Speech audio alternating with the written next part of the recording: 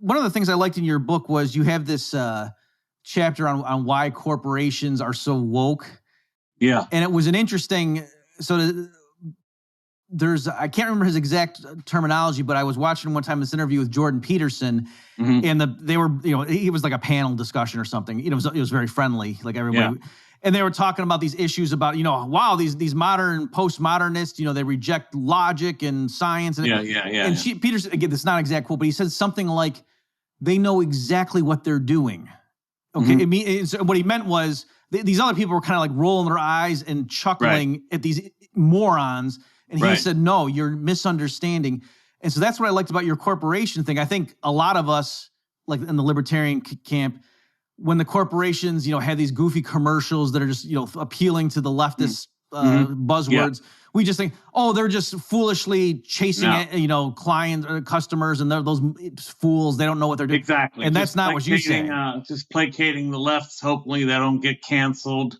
Hopefully, they assuage a few people, and please their customer base plus word off activists, et cetera, et cetera. I don't know. I don't think that's I find that explanation is not sufficient. Okay, it's interesting, but it's not sufficient. Yeah. What's your story? Well, my take is that that woke capitalism is the expression of corporate socialism, and that it actually helps them to establish. It works as part of a monopoly scheme. It's part of their whole idea to destroy other competitors, to get rid of competitors. Now, there's a lot of connections that I have to make to make that clear. I don't know if you want to go there. Yeah, I mean, if you're willing to, I'd love to hear you elaborate. Well, on everything that. About the left, all of the prongs of leftism match up with the globalist corporate interests of monopolistic corporations. For example, they're anti-nativist. The left. Let's just take the left. Some of their contemporary views. They're anti-nativist. They're pro, polygenderism and transgenderism, and all. They're anti-family. You saw this with Black Lives Matter. They came out and denounced the family. They're pro-immigration to the point where anybody can come here at any time. Like open borders, total open borders. Well, this happens to line up pretty well with the interests of these global corporations. It actually suits them just fine. And then if you look at the lockdown, for example, and the riots combined, I mean, what has it done but destroyed what? So far, they're saying 7.5 million small businesses will never reopen. 50% of small businesses are going to be wiped out.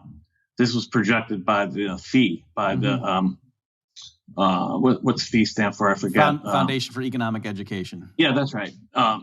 They basically projected this out.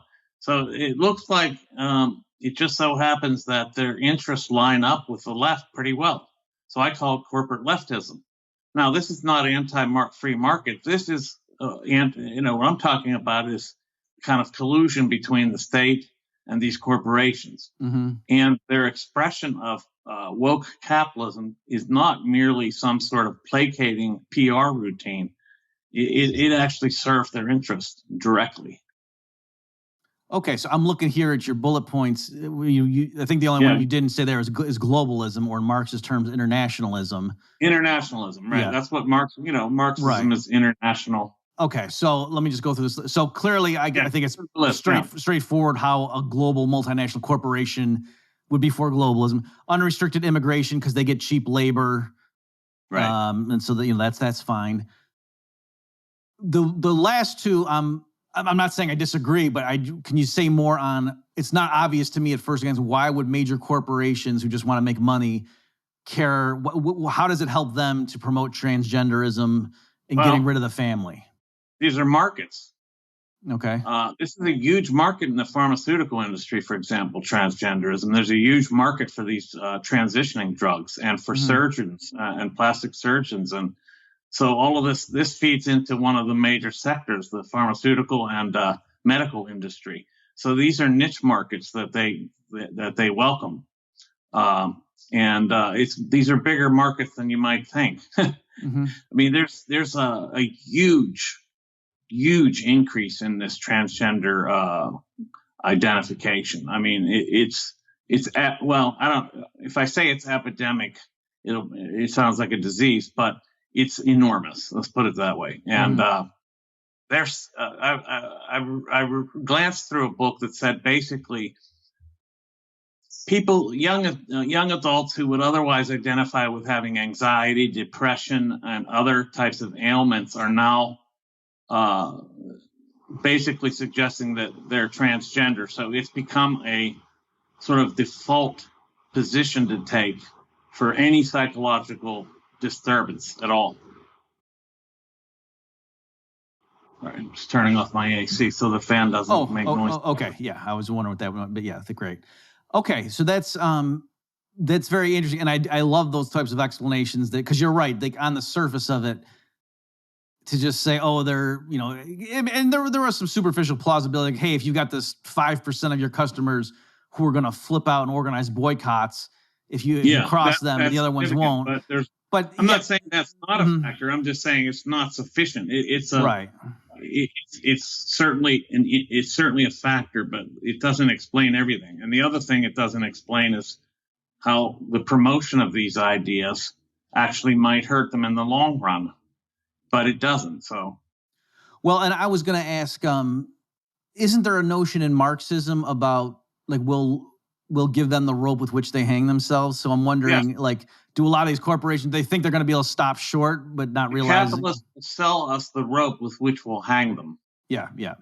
And so the left believes, but first of all, the left is very pro-monopoly, whether they say so or not. Why? Because they want to make it quite simple to locate the major,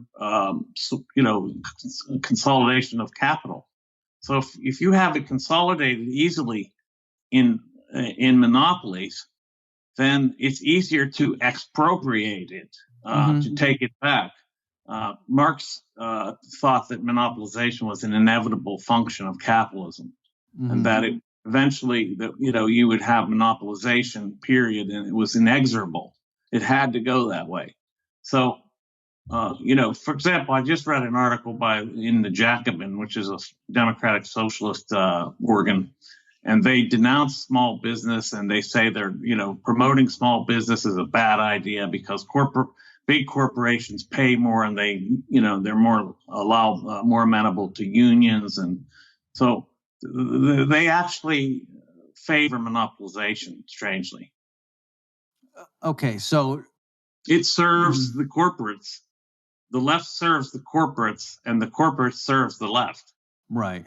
Which is very, that's a lot of people will be like, yeah, that's obvious, but it's not obvious to the left. Right. No, it's not obvious to at least young right wingers as well, because I remember like Ayn Rand has this essay, I think it's an essay where she says like big business is America's most persecuted minority.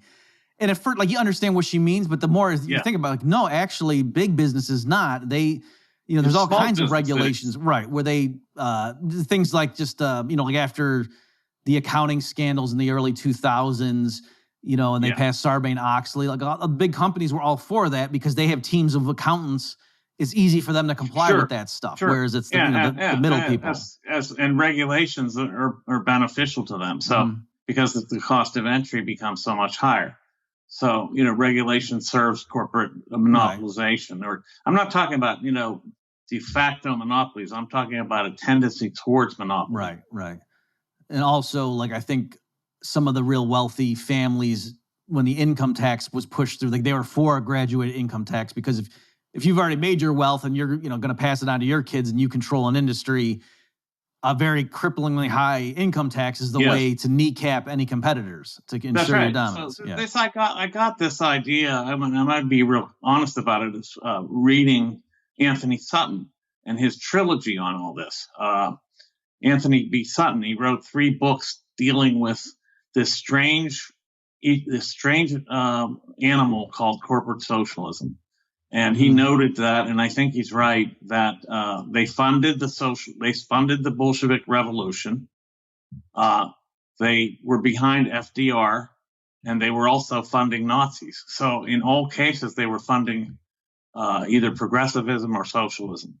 So how do you explain that? Right, right. And he explained it by virtue of the fact that what socialism has in common with monopolization is they're both monopolies. Mm-hmm. Right, right. Can you, since you just brought it up, would you mind, because again, for people who never heard this stuff, that this sounds like, crazy Alex Jones stuff. It's not, because this is very empirically based.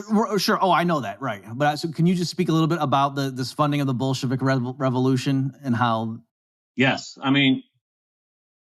Okay. There's some shall we say, evidence that Trotsky, for example, when he came to New York, which he did, that he left with a pile of money, and that money was possibly delivered by what Sutton would call corporate socialists. And so there was a lot of, and then Lenin also had a shipment of gold sent to him. There was plenty of evidence that bankers in not only the United States, and by the way, not just Jewish bankers, I want to make this clear. Mm-hmm. It was from England, Germany, and the United States.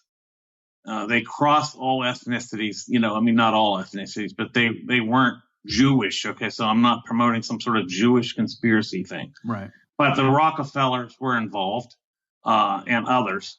And so they basically sent a lot of money to the Bolsheviks to fund their enterprise, without which they would have gotten nowhere. Now, I'm trying to remember, was the immediate aim because they wanted to help What they Germany? wanted was a captive market. Okay. That is, they wanted to sort of have an amalgam between state socialism and corporate monopoly in that state, so that they would handle some industries. And they did. They ended up pulling out a lot of resources, natural resources, mining, wood, things like that. They got monopolies over certain raw materials. They never did set up their, monopolies within it, mm-hmm. but they worked to. They may have been a bad gamble in that case, but they did try. Okay. So at least for the groups you're talking about, it didn't have anything directly to do with World War I. Like the issue wasn't we got to take Russia out of the war. This was more something that would have happened independent. No. Okay. Yeah, it wasn't about the war. Although there was some of the sport can be explained with reference to the anti-Tsarist sentiment among Jews, Jewish businessmen in the United States, that the Tsar was persecuting Jews. So there was something to that. Right. There was persecution of Jewish people by the Tsar. So they thought, what could be worse? Mm-hmm. Could these Bolsheviks be better?